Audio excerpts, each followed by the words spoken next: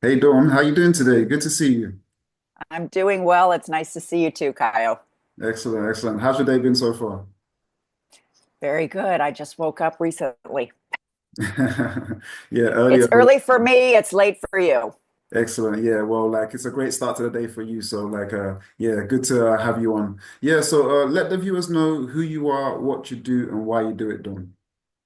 Yeah, so my name's Dawn Rishárd. First of all, for people who don't know me, I spent years crying in my marriage and, wondering why he didn't treat me better. Why wasn't I receiving the love that I desired? I felt like I was, very giving, sacrificing a lot for him and the kids. And it just didn't feel like it was being reciprocated. And I spent 30 years as an international flight attendant and 25 years as a licensed professional counselor, helping couples heal their marriages, and yet I couldn't fix my own. And so I went through my own healing journey. I decided to get divorced after 27 years of marriage because I thought, for my two boys, I didn't want them to think that the way their dad treated me was the way they should treat a woman. And for my daughter, I said, if she comes to me in 20 years crying because she's treated the same way, that my former husband was treating me, I would feel horrible. And so I just thought, for everyone's sake of peace, that I needed to leave. I'm still relatively young. I'm midway through my life, I feel like. And so I just thought, I just want peace and happiness for him too. My kids still live with me, and I just thought, I have the professional experience, the educational experience, and the personal experience. I know if I suffered in my marriage, there must be hundreds, thousands, millions of other people that suffer in theirs.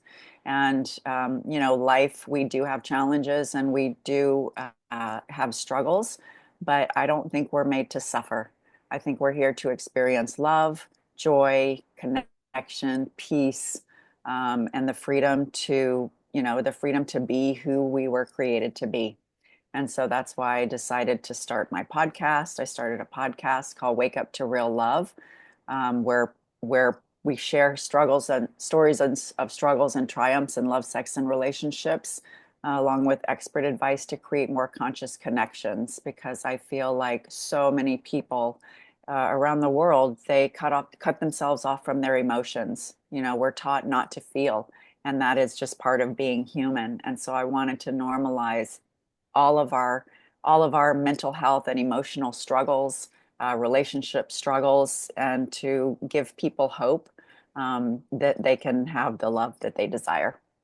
Right, excellent, excellent. Now, when we're looking at your previous relationship, you mentioned how you was very unhappy in that relationship, like you was always crying within that marriage. Like, what were the kind of things that you were going through in that marriage that made you feel so down, where you felt like the marriage was like hopeless, so to speak? Yeah, I mean, it's interesting because when you marry somebody, you see all their good parts, right? You see all their shiny parts, and then I think what happens when you get married, people let their hair down, people, express their anger and frustration, which is fine as long as it's done in healthy and constructive ways. And I felt like a lot of times in our marriage, I ended up going through Al-Anon because my former husband had some addictive tendencies. He wasn't a drinker or a drugger, but he had other issues that caused a big divide between him and I, and even between the kids and him. And so I just, there were so many, excuse me, there were so many like power struggles, and it was more like his needs were more important, because he was the primary breadwinner. I mean, I had my two careers, but I was primarily the caregiver. And I feel like a lot of times women are asked to do all of the sacrificing. You sacrifice your time, you sacrifice your energy, you sacrifice your dreams, you sacrifice your careers, you sacrifice your wants and needs because because you are generally the caretaker of the kids, caretaker of him, supporting his goals, his dreams, and a lot of times women get left behind. And so that's one of the things that I think is a real challenge for women because we give birth because we give birth, and oftentimes the men make more money, and so they support the family financially, but women support the family emotionally, psychologically, spiritually, all in the other ways. And I think that many times that is devalued in relationships. And in my marriage, I felt that was devalued. Right, right. So, like looking back, like before you got married, would you say there were signs that you overlooked because there were other benefits in the relationship that you were interested in? And is it a case where like those things were more prevalent to you after the marriage, or would you say there were no signs before the marriage and this just all came? No, it was To it be? was really interesting, Kayo, because we went to a retreat, an engaged encounter retreat, and that was something that I brought up to him because he had a lot of anger issues. He did not express his anger in healthy and constructive ways, and he, like punched a hole in the wall one time, kicked a cow. I mean, he did things that were destructive, and even though it wasn't directed at me, it's kind of scared me because I didn't grow up in a house like that. And he didn't do it often. But the fact that he wasn't able to manage it caused a big problem for us, and I'm a peacemaker. And I wouldn't really say I'm a people pleaser because I did stand up for myself and speak up for myself. But when we had that conversation before we got married, I said, I think this is going to cause a lot of problems for us. And he's like, don't worry, it'll never be directed towards you. Famous last words, and so um, it was. I brought it up. I said, this is something I'm concerned about. No, this is something that we're going to work on. And, he kind of did, but the longer time went on, it was more like it wasn't important to him. And so we went to therapy for different periods of time in our marriage, for long periods of time. And, I knew that he had some challenges growing up in his family because he came from a divorced family when he was like 12 or 13. And what I'm a systems therapist. And so I know that what happens in your childhood, you carry with you when you become an adult, and unless we learn how to manage our emotions, unless we learn how to self-soothe, unless we are willing to take full and complete responsibility for the ways that we show up in our relationship, then it's never going to work. And when we were in therapy, every single time the therapist would generally say to him, you need to come in and do your own work. Like you have one tool in your tool belt and it's anger and it's destructive. But he chose not to. And so I just felt like he wasn't, I mean, he had a lot of great qualities. He's a good person. He did a lot of stuff for my kids, did a lot of stuff, for their sports and in their community. But as far as taking care of my heart, that's what I told him. I was like, when was the last time that you took care of my heart in the last 10 years of our marriage? And he couldn't respond. Like he couldn't respond. And so, I feel like so many of us, both men and women, we tend to just be concerned about our own stuff. We're not being compassionate to the other person. We're not being kind to the other person. We're not being respectful of the other person. And so, it was to me, which is what I wanted to teach my kids, and which they said after we got divorced, they're like, "Oh my gosh, mom, there's so much more peace in our house, now that he's gone." And they love him. They've created a good relationship with him, which I'm happy about. But they said they recognize that the most important quality in a partnership is that you're kind to each other. And I just felt like he was kind to everybody else out in the world, but he was not very kind to me.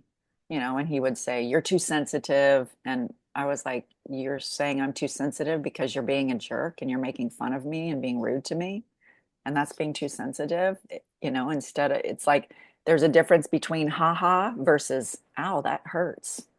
And I would say, "Ow, that hurts." And he would say, "You're being too sensitive," completely invalidating my experience. And I think that that happens a lot in relationships, uh, logic versus feelings. And it shouldn't be a versus. It should be how can we create resolutions in our relationships where both people feel good about the outcome, not just you win, you feel like you had the upper hand, you felt like you were in control, you felt more powerful. When that happens, when one person wins in the relationship loses. For sure, for sure.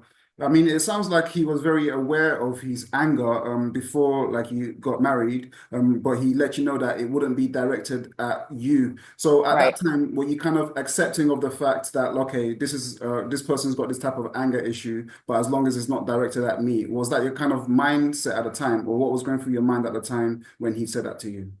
Well, I felt like I came from a very loving family. My parents were their parents were alcoholics. Three out of the four were alcoholics, and they came from loving but chaotic and stressful families.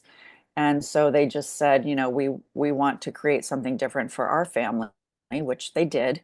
And I felt like, by exposing him to my family and the way that we operated, um, that love him enough. I could love him enough to show him a different way of being in relationship than the way that, I mean, his family swept it under the rug, didn't talk about anything. They didn't have any emotional closeness. And my family has a lot of emotional closeness. No, my kids would say sometimes a little too much.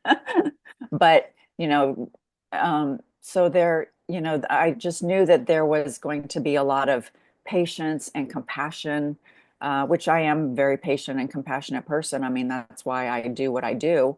But when the person still doesn't take responsibility, there was like a lack of accountability, a lack of apologizing, like, oh my gosh, I shouldn't have reacted that way. I was out of line. And I mean, he did it occasionally, but overall, there was just a lack of responsibility. It was like sweep it under the rug. We don't talk for a day or two, and then he just act like nothing ever happened. And when I would try to bring it up, he would say, I'm done talking about this. It's like, well, you talked about it, but I wasn't able to express, what I wanted to say.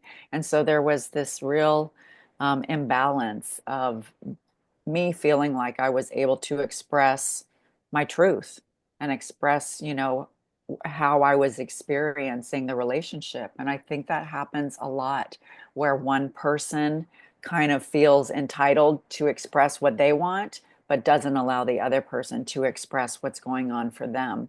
Because usually when this happens, it's because that person actually feels really insecure.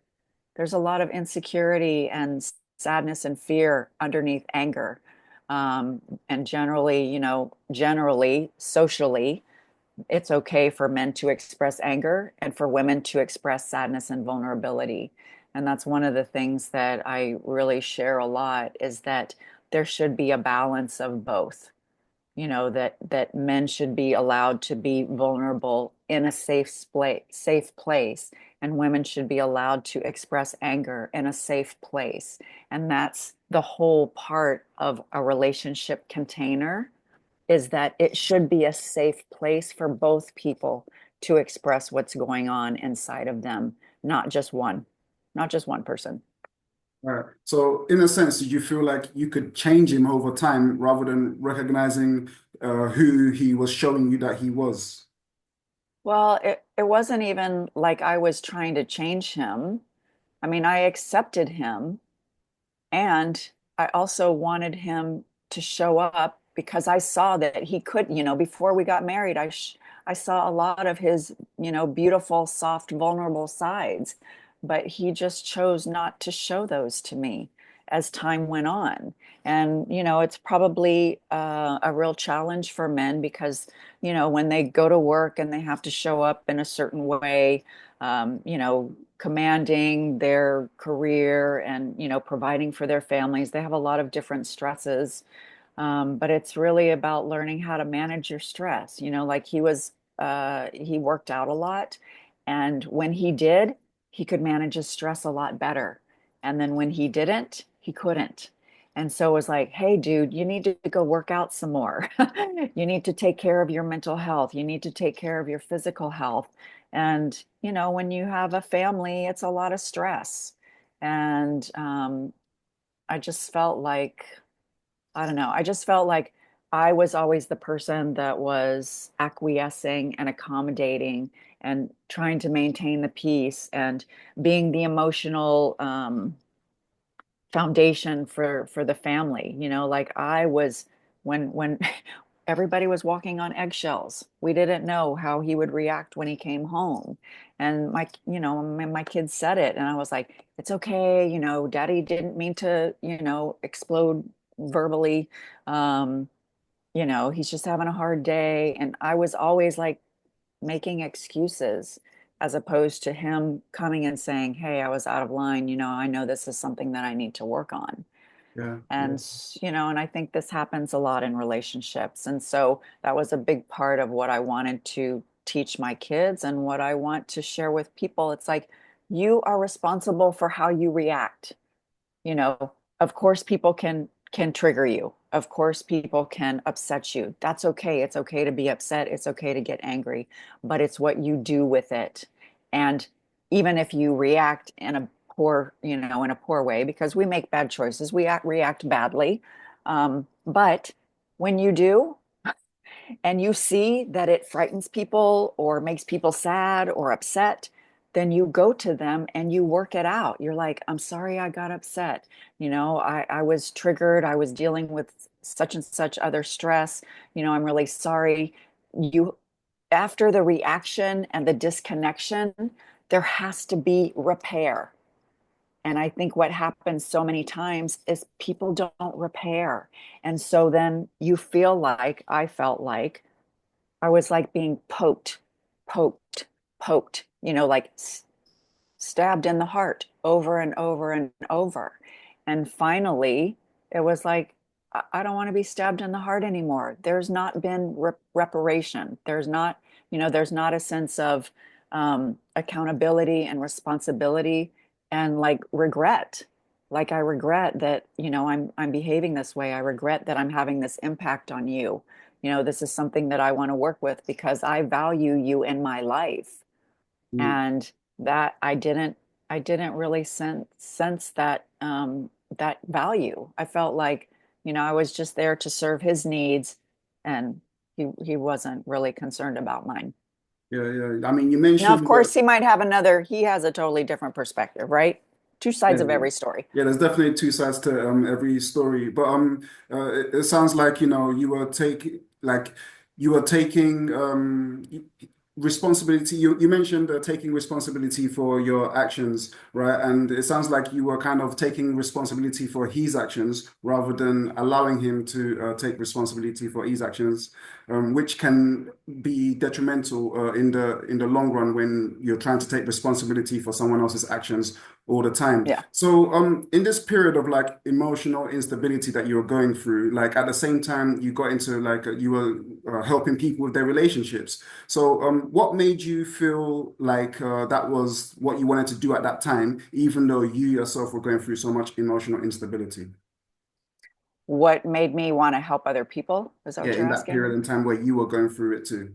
Oh, well, because I can separate. I mean, that's some. I've had a lot of people say, you deal with so many traumatic things, when you're a therapist. How do you not take it home? And, of course, you have kindness and care and compassion for the people that you help, just like I did with my husband.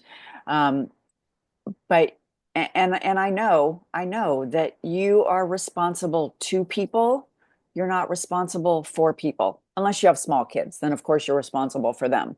Um, but as an adult, and I'm very spiritual. I always come from a spiritual perspective. Everybody has their own soul's journey, and I recognize that I can only hopefully be a positive influence in people's lives, so that when they would go away from the therapy session, that they would say, what would Dawn ask me in this situation?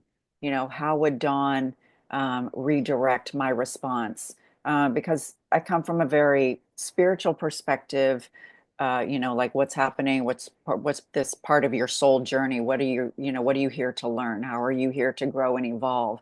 And I'm also very optimistic and positive. Like, people are very strong and resilient, and we can overcome a lot of things. And so, what are the solutions to the issues? Instead of just looking at the problems, it's like, how can we create something different?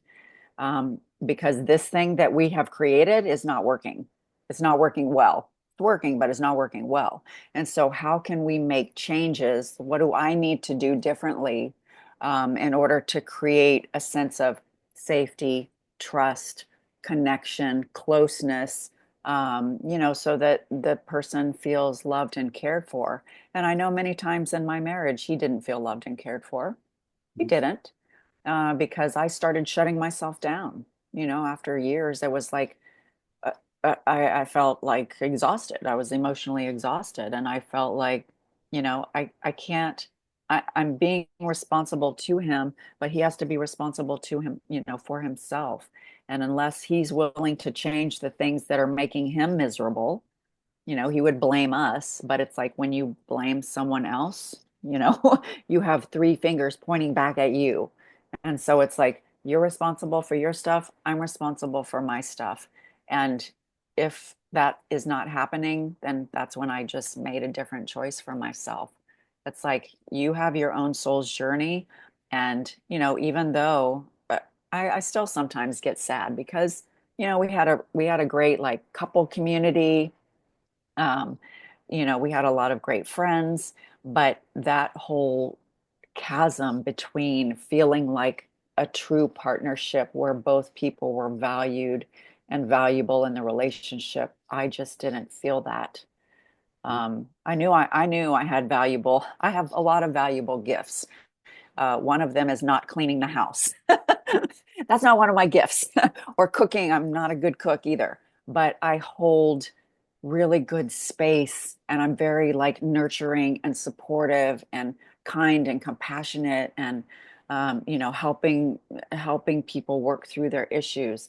But I feel like, or I think that he a lot of times, and he said to me a few times, like, I'm not your client.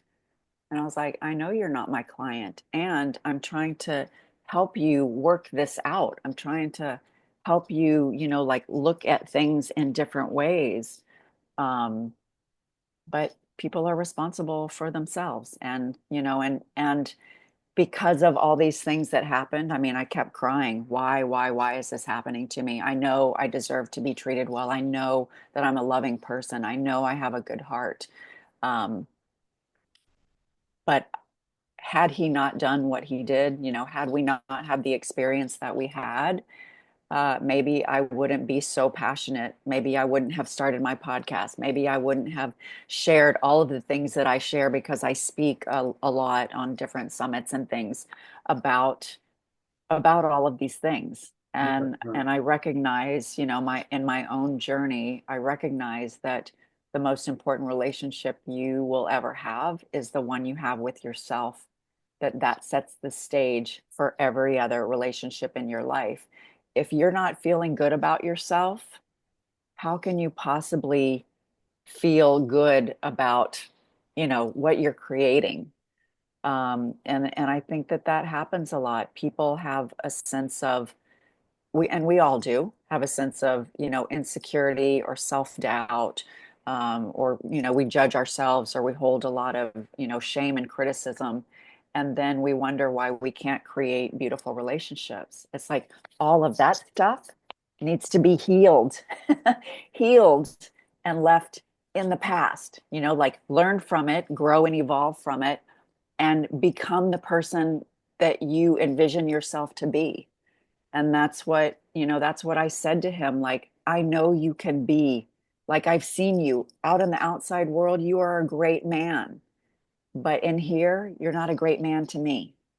And, I probably wasn't a great woman to him either. So, Right. Like oftentimes, when people come out of like a dysfunctional relationships, they tend to like not want to like get back into that kind of situation ever again. So they Yeah, start to like immerse themselves in things that they feel like they can control, like their professional life, for example, and they want yeah. to focus heavily more on their work. But that doesn't help their intimate side in the long run, right? It starts to create a gap between themselves and their intimate side over time because they focus so much on their career. So, in your opinion, for someone that's come out of like a dysfunctional relationship that's focused so heavily on their career, how can they start to bridge that gap again with their intimate side after neglecting it for a period of time? It's a lot of inner work, Kayo. And you have to take responsibility. You cannot put it off on somebody else. And I don't think, there's a big thing like, oh, self-love, like you have to love yourself completely first before you can be in a relationship.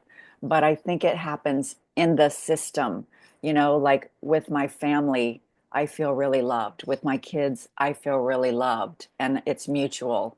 And in a relationship, and even as a parent, you're triggered all the time, left and right.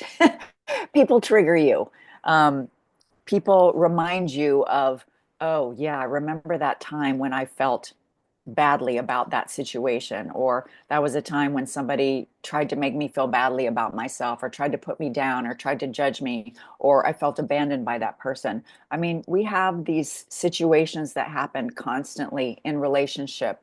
And so if you don't want to ever deal with any of those things, then perhaps you should not be in a relationship.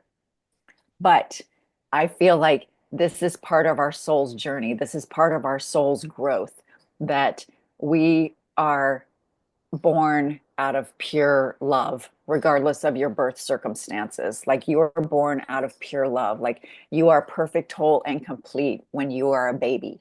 And then you have these experiences in your life that cause you to disconnect from that and doubt that. And I feel like our whole life's journey is about relearning, oh, I am a good person. I do have beautiful qualities. Yes, I have challenging ones. I have shadow aspects, these things that insecurities, doubts, shame, whatever. Um, but I am worthy of love. And that's the overarching message, is like, no matter what you've been through or what you're going through, you are worthy of love, and you have to be that example. You have to be the change that you see in the world. You have to be, if you want to receive love, you have to give love generously. If you want to experience peace, you have to cultivate peace within yourself. If you want to be happy and experience joy in your life, then you have to create that sense of happiness and joy. You can't rely on others to do that for you. Others can, of course, contribute, and you contribute to others, but you're not the source. It's like we have to turn to our own maker, whatever God, creator, source you believe in. You turn, that's between you and your maker. Like you were born as a seed, right? Like a tree, like the oak tree. Is an oak tree is an oak tree. No matter how big it grows, it doesn't change to a peach tree, mid growth. But you're constantly growing and evolving. And so, when you think of who you want to be at the end of your life, what kind of legacy do you want to leave? It's like, who do you want to become?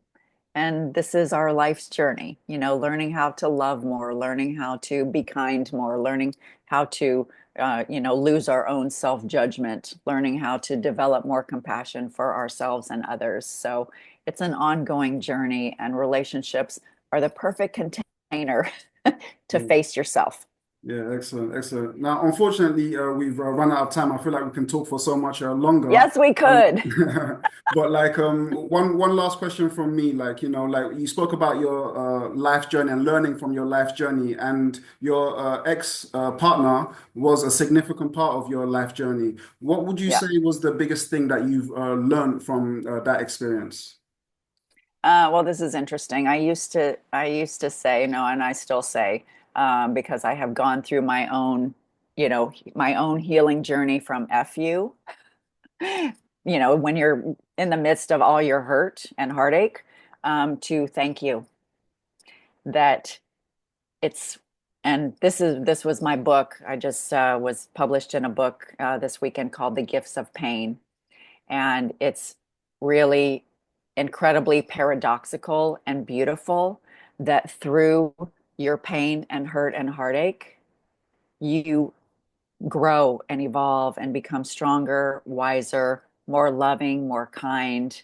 And so these beautiful gifts are a result from the pain that I went through. So thank you for all of the gifts and helping me become a better version of myself and loving myself more and having more compassion for him too. Excellent, excellent. Well, Dawn, thank you so much for coming on. Thank you for Thank everything that you've shared. Where thank could you for people, having me, Kayo. you're very welcome. Where could people find you, find out more about you, and find out more about what you do? Well, I have a gazillion TikTok videos. I my Instagram was hacked in 2023, and so that like it was completely shut down. But I have like over 600 TikTok videos with little relationship bites.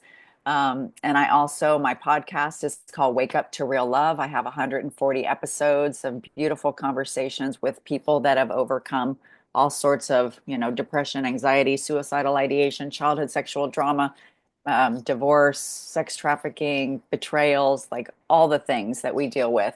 So my podcast is a great resource. My TikTok is a great resource. I'm on LinkedIn, Instagram, Facebook. You can find me everywhere. Excellent. And for the viewers, the links to her socials will be in the description, so you can contact Dawn and find out more about what she does. Once again, Dawn, Yep. thank you so much for coming on. Any Thanks, final, Kayo, for having me. once again, yeah, you're very welcome. And any final words before you wrap up? Yes, so I say at the end of my podcast, every day wake up to more and more real love. Starts here. Excellent, excellent. Thank you so much, Dawn. Thanks, Kayo. Take care, everybody. All right.